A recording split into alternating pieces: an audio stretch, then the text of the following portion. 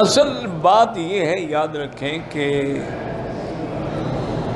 فہم جو ہے نا یہ بھی اللہ تعالیٰ کے، دیکھیں داؤد علیہ السلام بھی تو نبی ہیں اور شان والے پیغمبر، اور اتنا اللہ نے ان کے آواز میں درد رکھا تھا کہ جب آپ اللہ کا ذکر کرتے تھے نا تو اوپر اڑتے ہوئے پرندے جو ہیں وہ بھی کھڑے ہو جاتے، اور جب آپ ذکر کرتے تھے تو اللہ کے سامنے جو پہاڑ ہیں نا وہ پہاڑ بھی ذکر میں شریک ہوتے، جواب دیتے تھے،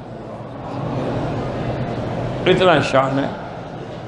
لیکن فیصلہ بیٹے کا زیادہ صحیح ہے،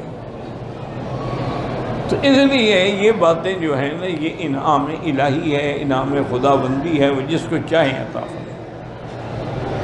اسی طرح کا ایک واقعہ حضرت داؤد علیہ السلام کے پاس آیا۔ اصل میں سفر میں تھیں دو عورتیں، خدا کی شان ہے، دونوں کے بچے جو تھے نا وہ دو دو تین تین دن کے تھے۔ رات کو بگیاڑ آیا، ایک عورت کے بچے کو اٹھا کے لے گیا،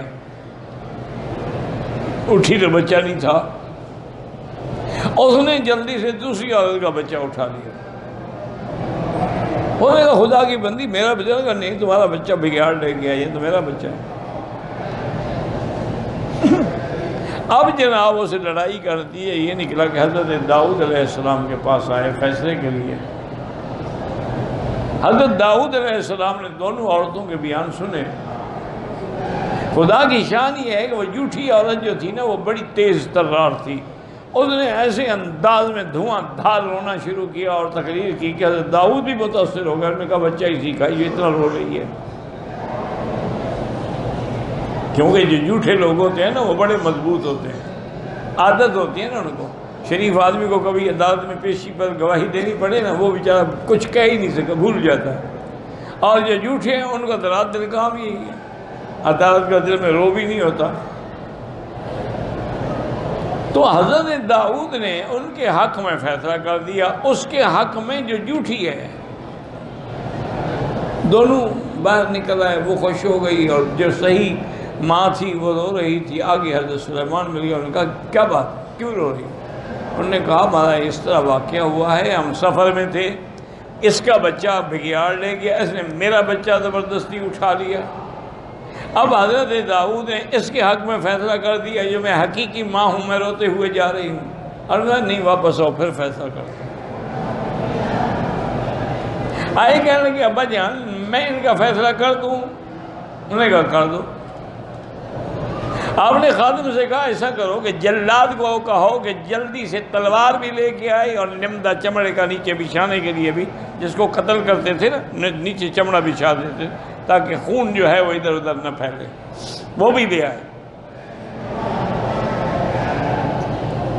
1 منٹ میں جلاد، بادشاہ تھے دونوں، 1 منٹ میں جلاد بھی آ گیا، نمدہ بھی بچ گیا۔ انہوں نے کہا دیکھو بات سنو، اس بچے کو اس پر بٹھاؤ اور اس کو باقاعدہ نشان لگاؤ درمیان میں، اور این درمیان میں تلوار سے 2 ٹکڑے کر دو، 1 ٹکڑا اس کو دے دو، 1 اس کو دے دو،